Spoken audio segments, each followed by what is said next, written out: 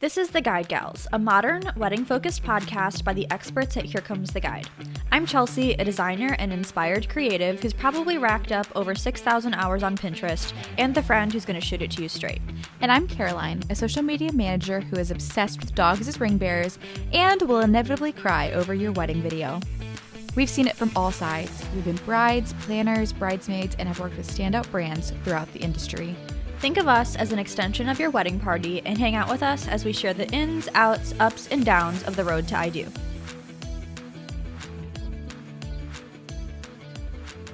Hey everyone, welcome back to the Guide Gals podcast. We're jumping into another episode, and today we're talking all about destination weddings. In a recent episode, I did a solo and we kind of talked a little bit about it, but in today's episode, we really get to dive deep into all things destination weddings. Yes, destination weddings are so much fun.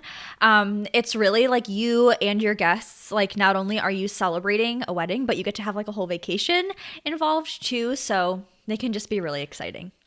So exciting and so fun, but also they have a laundry list of logistics, which can be kind of hard. Like already a wedding in general does, but a destination wedding is going to add on some more things so that you can get to your beautiful end goal of an amazing destination wedding, but you're going to want to think about some of these things. Yeah, and I feel like the checklist is just different from like normal weddings. Yeah, there's just like a lot of different logistics that you have to think about, but we have put together a comprehensive checklist, of course, so you can be sure that you aren't forgetting any of these important details. So we've broken these things down. We've broken this list down into a timeline leading up to the wedding day, so you can make sure that you're on track throughout the entire planning process. Yes, yeah, but before we jump into all of those details that we have for you, what are we drinking today? Chelsea is drinking a Dunkin' Donuts iced coffee. Ooh. Life hack. I got this yesterday. Okay, like the ice melted, but it's gonna be okay. Yesterday I went through the drive-through and I got two so that I didn't have to go again. And I put one in the fridge and now I'm drinking it. Yes. So, good stuff. Love. I do that sometimes too. That is smart. Today I have an Olipop right now. I have Tropical Punch. Yum. This one only has 3 grams of sugar. Health goddess over here. I actually really do love You're Olipop. so healthy. We're going to be tagging you in some of these materials because you should absolutely sponsor us because we are just genuinely obsessed. I love. Yeah. Olipop. If you looked in my fridge right now, not giving you a fridge tour, but if you did look in there, I have a lot of the strawberry vanilla flavor Olipops. They're my favorite. I have That's yes. best. I have the fruit variety pack. So I have grape, orange, tropical punch, and lemon lime. That's been a good mix. And I also like the crisp apple. We could go on a rabbit hole. I tried with this. that, I think. Yes. At your my house. At my house. Yeah. Yeah, it's pretty good. I like it. It's awesome. Okay, enough of that. Sorry. We could talk about beverages all day. All day. But we're going to start out with, like I said, we broke this down into a timeline. So you'll be able to kind of start out. So start out from the farthest point. So we're going to start at 12 to 16 months until the wedding day. So step 1 is going to be working out your budget. So this includes most of the typical wedding items, but the difference here is that you're going to have to include travel expenses like airfare and accommodations. So like I said, with destination weddings, there's like a whole other can of worms that has to be opened, and that's a big one. You're also going to want to draft up your guest list. So you're going to want to draft this up and it'll be directly related to your budget. So you're going to have to decide, since it is a destination wedding, are you inviting just as many people as you would if it was in your hometown, or does that look different? And if you're drafting up a guest list too, are like, what expenses are you paying for? What are you expecting your guests to pay for? Especially if you're expecting your guests to pay for all of the travel expenses, which is totally okay if that's the expectation there. You might expect that, you might make a pretty long guest list with a lot of people that you want to invite, but it might shrink a little bit just because it's a big ask sometimes, depending. Also, like if it's in a different country, that's a huge ask, for people to travel for your wedding. So I think with this too, like getting that guest list made early and getting those RSVPs as early as possible too makes a big difference when it's a destination wedding. You're going to want to also decide on the country or region that you'd like to get married in. That's huge. Where are you going to go? You want to check which seasons have the best weather. Make sure there's like, you're not going somewhere in like hurricane season. Yeah. That's important. You're also going to want to talk about marriage license options with your fiance. So, marriage requirements vary from country to country. They range from blood tests, we're not kidding. There can also be waiting periods and extra fees. So, unless you're planning on running to your nearest courthouse for a civil ceremony prior to the actual wedding celebration, you'll want to make sure that you choose your country, figure out what the requirements are for that country, and do some real research there to make sure that you don't show up for this special day and like for some reason you can't actually get married. That'd probably be a bummer. Yeah. You also want to make sure that you and your fiance have all of your passports, your travel visas, all of that needs to be sorted as soon as possible. If you don't have like passports or anything in place already, if they're like not current, start the process like right away. I think COVID like really changed some stuff with passports, and I think that now like the waiting period I think is just longer to get brand new passports. So don't wait around on that, because if you don't have your passport, you are not leaving this country. Also, a little piece of advice, hire a planner. It is much more complicated.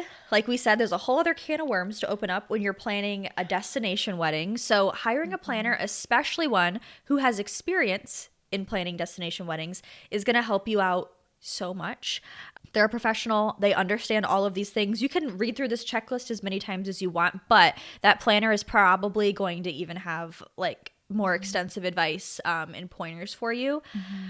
Also, booking a travel agent can be super helpful, especially a travel agent that specializes in not planning weddings, but helping coordinate sort of. They're not coordinator either, but one that has experience in these types of events. They can also help to like negotiate with your venue to get like perks, upgrades, the best pricing available. So stuff to really keep in mind. You're also going to want to secure your wedding venue and your date as soon as possible. So you want to get all the details in writing, send in the deposit if it's needed. It's great. Also, if you're able to make a pre-wedding trip out there to see the venue in person, that's not always possible, but it would be like a really fun like engagement celebration trip to go out there and see it, be able to picture it in real life. Of course, that's not like a total necessity to do that, but it can be really fun and like give you a lot of peace of mind with like knowing what to expect when you actually get there. And you also need to figure out if you need wedding insurance. You want to check with the venue that you choose about liability insurance, consider other options like cancellation insurance as well. Check back on our questions to ask a wedding venue episode, which is right before this one. All of those questions can absolutely still apply to venues, even if they're like in another country. You want to still ask those questions. Also, reserve your honeymoon suite. Get that out of the way. If it's at the same venue that you're getting married at, you can do this at the same time of booking your wedding. So yeah, that is 12 to 16 months wrapped up for you. It's a long to-do list of things, but at that point, those are all of the things that you and your partner should be thinking about and kind of getting squared away. Yeah. And honestly, especially if you're going out of the country, the sooner the better, even if you're planning way far out in advance, thinking about these logistics now. But then also, if you are doing still like if you live within the US and you're traveling to another destination within the US, still a destination wedding, but you may not have to worry about pieces like passports or like the other logistics with what do you need for a wedding ceremony, stuff like that. Yeah. And also like talking about that, of course, like when you are doing those things in this, 12 to 16 month out period, like it can seem like, okay, this is getting like really complicated, but a lot of destination wedding spots, especially ones in other countries, will come with some sort of like all-inclusive like resort type option where a lot of the planning details are figured out for you, which is really great. Of course, you do have to make sure you have a lot of that stuff, or all of that stuff really still squared away. Destination weddings can make for like kind of a one-stop shop sometimes, like having like a really all-inclusive package. So Yeah, for it sure. can be really nice. All right, moving to 9 to 11 months out, so just under a year away from your big day, you're going to want to recruit your wedding party. And not just the people who are going to be a part of your wedding party, also making sure that they have those travel necessities if they need a passport or whatever Yes. else is going on. You'll also want to send out save the dates around this time frame. Typically, if it is, not a destination wedding and it's in your area, you may send the dates out later, but for anything where travel is involved, sending out as soon as possible is actually better. That just gives everybody plenty of time to set aside, if they need to take PTO, if they need to make other accommodations, or if they want to be like, oh, I need to save up some miles, whatever that may be. Right. Letting them know sooner rather than later is super important. And it's also important for you to get a gauge of who is going to be able to make it. So just with destination, everything is moved up a little bit faster. Setting us up a room block.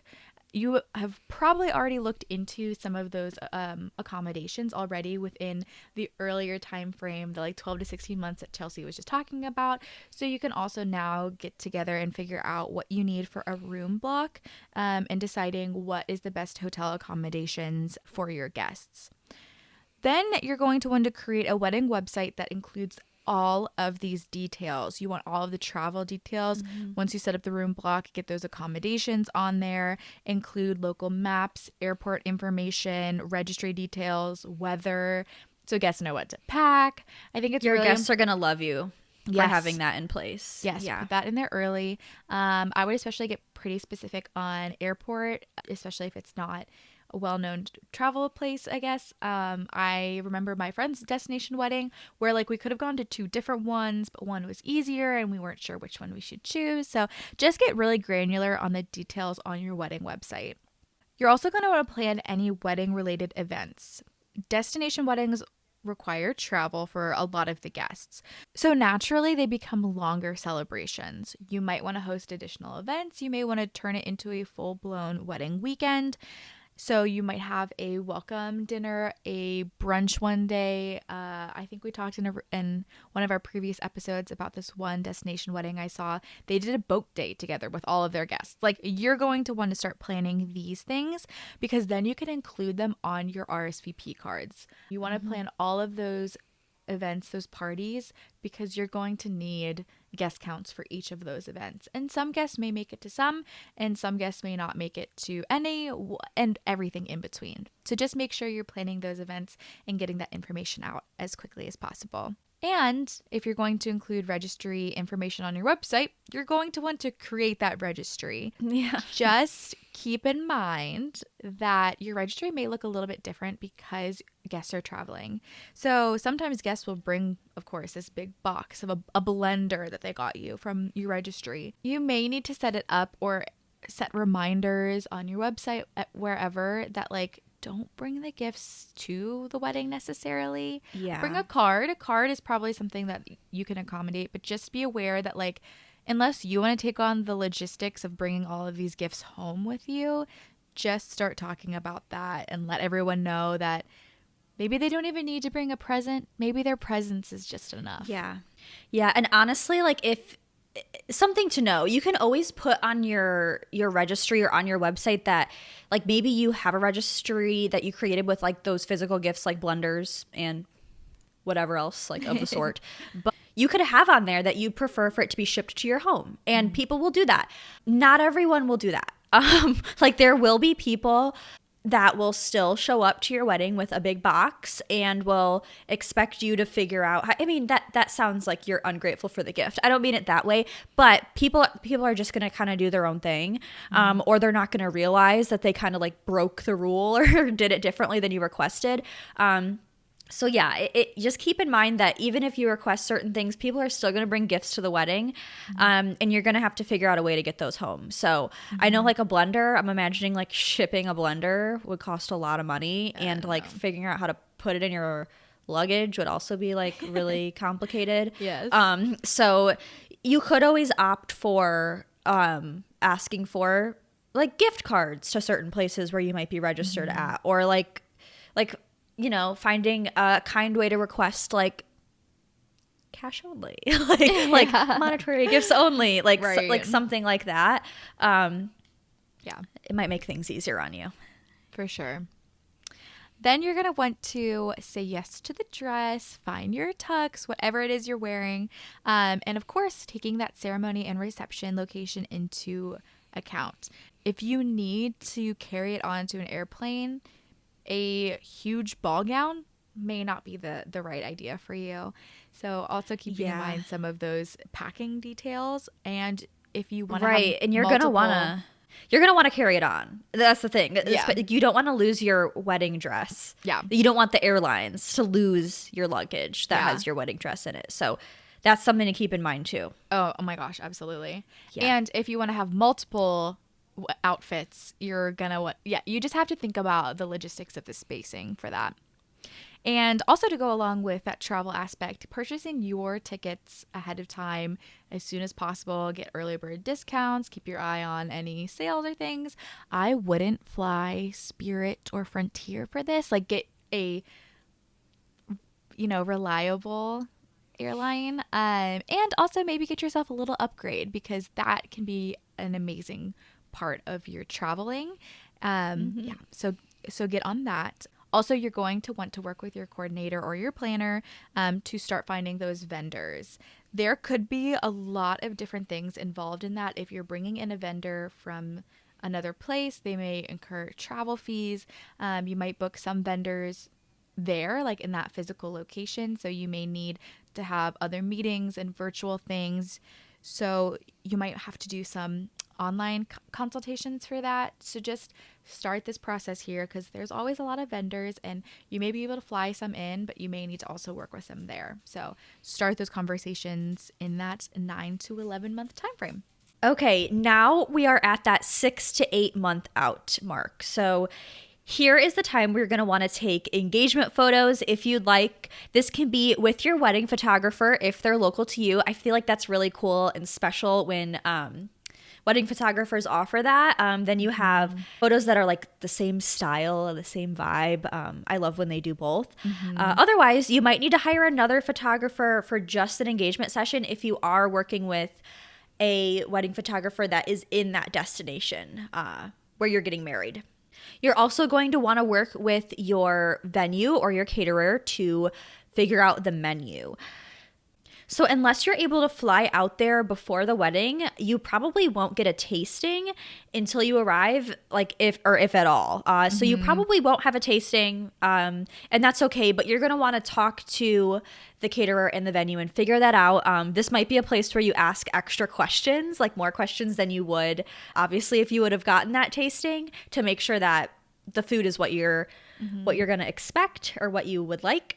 Now, you're also going to want to book the rehearsal and the rehearsal dinner locations. Destination wedding etiquette usually involves inviting everyone in attendance to the rehearsal dinner or some sort of pre-wedding event, kind of like welcoming them to the wedding. These destination weddings usually become more of like a weekend wedding celebration.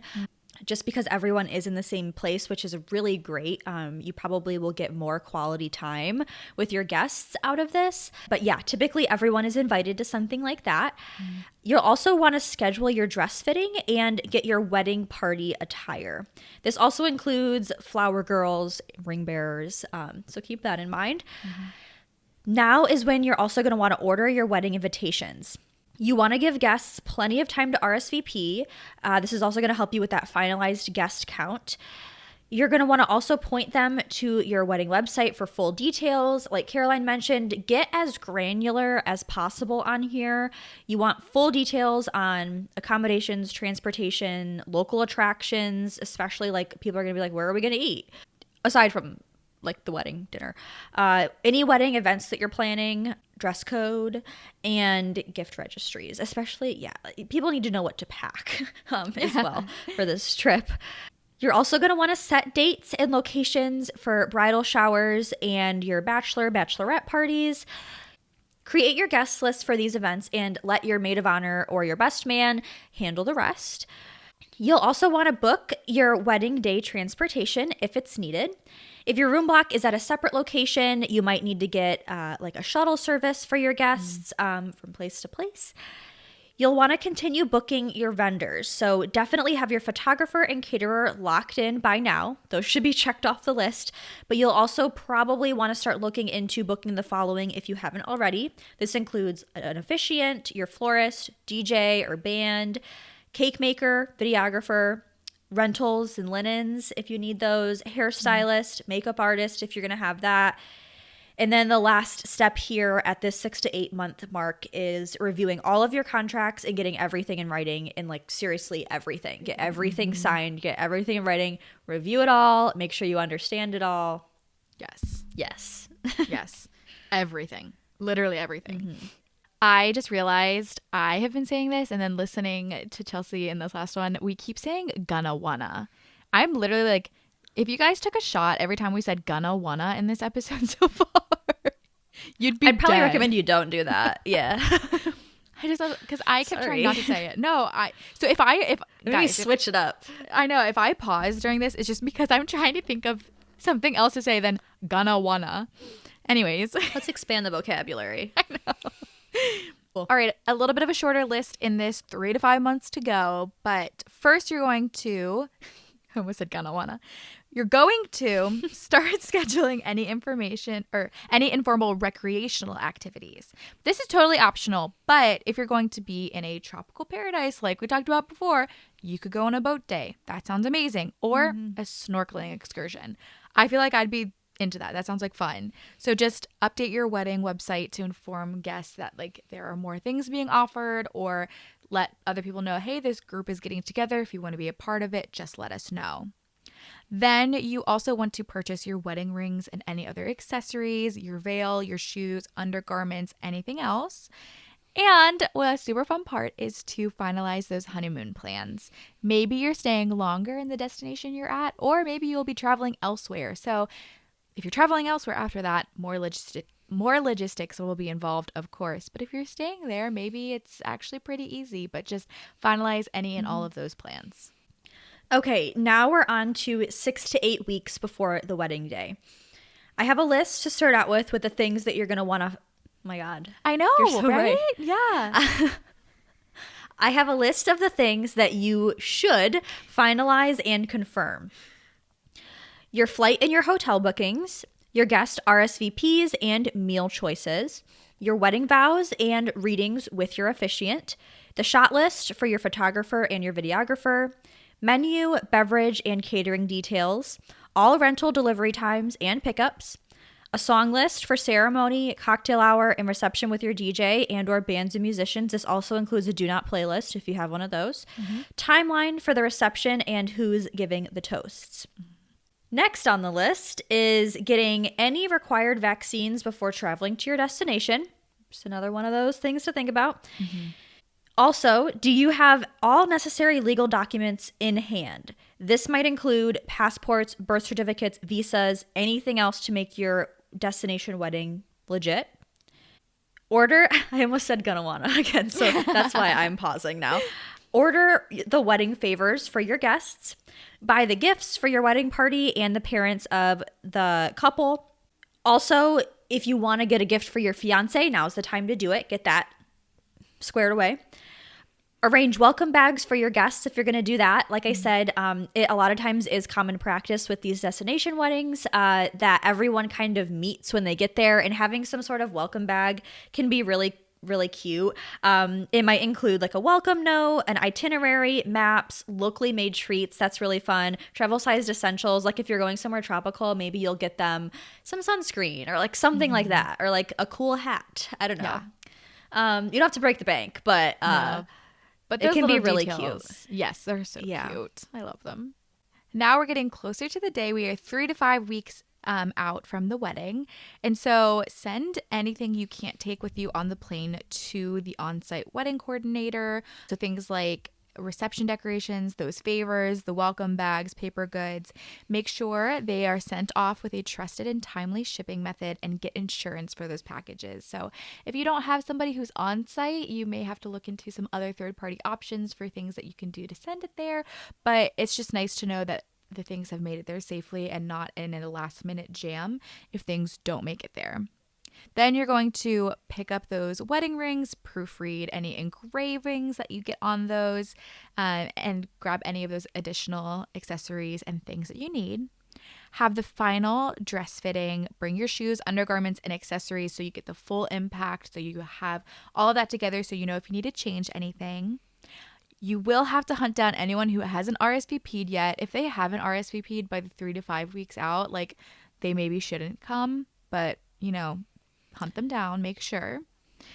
And then start putting a packing list together so you have plenty of time that none of the things get overlooked. You're not hunting down double-sided tape the day before you take off. In the 3 to 5 weeks, create that checklist, grab all those items, and you'll be good to go. Yeah, heavy on that. Get your packing list together, because you will thank your future self, I think, for that. Yes. So that you're not scrambling around. That sounds so stressful. Yeah. Okay, moving on to 1 to 2 weeks to go. First, you're going to want to make sure, pick up your gown, tux, or suit. Confirm your flight numbers and arrival times for all of the key players in your wedding. Finalize seating arrangements and have a seating chart or place cards created. Put together your own wedding emergency kit, including things like hairspray, maybe, feminine hygiene products, whatever you need. Eyelash glue.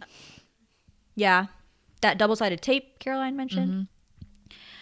You're also, speaking of like emergencies or unfortunate happenings, check the weather report. If things look iffy, contact your venue. Make sure that they have a contingency plan in place. Start packing for your wedding and your honeymoon. The earlier the better, seriously. Plan outfits for the different wedding festivities. These are big moments in your life. There's going to be lots of pictures taken. You want to make sure that you're both comfortable and you really feel confident in what you're wearing. Also, make sure that you have the proper electrical converters so you can plug in your devices. Yeah. You don't want your phone to be dead like the whole time. That would be really unfortunate. Might be a blessing, actually. No one would bother you. Figure out tips and final payments for your vendors. We do have a guide on our blog about tipping wedding vendors, best practices there if you're confused there. But what's not in that guide is tipping from like country to country. If you're going to a foreign country, sometimes stuff is different there. So that's something to do some Googling about, or even ask your venue, or if you have a coordinator planner, they probably know. Also, if you're in desperate need of a facial or a massage, now's a great time to squeeze it in. Always a great time. All right, we're getting closer. We have less than a week and 4 to 5 days to go to the wedding. You're getting on the airplane. You're going to get there early. You're going to get settled in there. So make sure you have everything packed. We've talked about this so many times. Double, triple check, put air tags in your luggage so you know where things are if they do get lost, just things like that. So then you'll arrive at the wedding destination, and you do really want to get there a few days ahead of time so that you can do the walkthrough of the ceremony and reception venue, meet with the coordinator, other vendors. You might need to apply for your marriage license at this time, have any tastings with caterer or cake makers, make sure welcome bags are delivered to guest room. Maybe you're going to do your makeup and hair trial at this point. And again, get a mani-pedi. Do something for yourself. Yeah, and I would say prioritize rest as well during this time. If you get there a few days early, there might be a crazy time change. Make sure that you get some extra sleep, take some time to relax if you can, so that way you feel like full of energy on your big day. Okay, the day before. Now is when you need to have your wedding dress or suit steamed. You want to remove any of those travel wrinkles that ended up there. You'll have your rehearsal dinner. Now, if you got any of those gifts, is the time to give out those like welcome gifts. That might be at the rehearsal dinner. If you have some sort of other welcome event, that's when you would give those out. And like I just mentioned, prioritize rest. Go to bed early the night before your wedding. You need your beauty sleep. Totally necessary. Yes. And then it's the day of. So, of course, you're going to allow plenty of time to get ready. Don't forget to get all of those things out that you're going to need for the day. Make sure someone's in charge of maybe the rings, the marriage license. Assign those things to somebody else. I wouldn't want you to worry about that, but those things do need to get taken care of.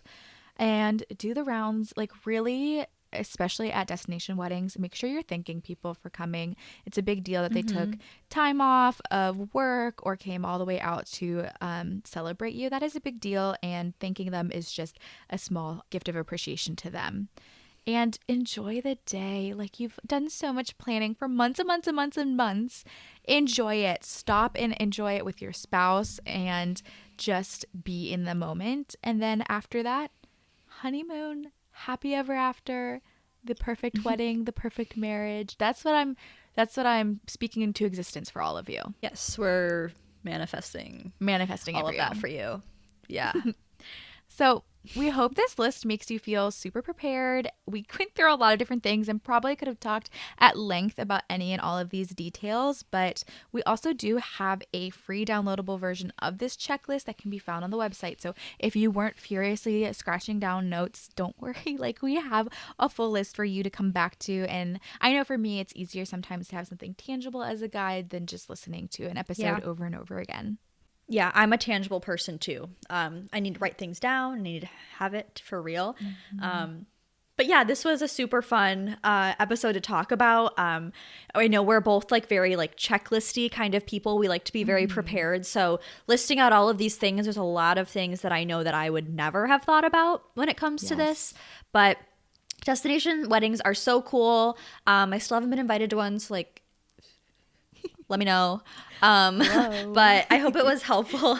Yeah, I hope it was helpful to you guys. If you want to listen to any of our other episodes, you can find us wherever you get your podcasts at the Guide Gals Podcast. We also have every episode in a video format, so you can find that on YouTube, on the Here Comes the Guide YouTube channel. We're on social media. We're on Instagram at the Guide Gals Podcast. We're on TikTok at the Guide Gals Pod, and you can check out our website, theguidegalspodcast.com, where we have, like we mentioned, lots of free printables. You can print out our entire freebie bundle and have that tangible piece of wedding planning supplies. And we have our full episode library there too. You can also reach out to us on our website, on that contact page, or on Instagram. And just let us know if you guys have any questions, if you have any stories to share. We love to hear from you guys. And yeah, I think that's all for today. Love it. Yes, there were so many things in here. Can't wait to catch up with you guys on Instagram, on our website, wherever. But really, until next time, cheers. Yeah, cheers.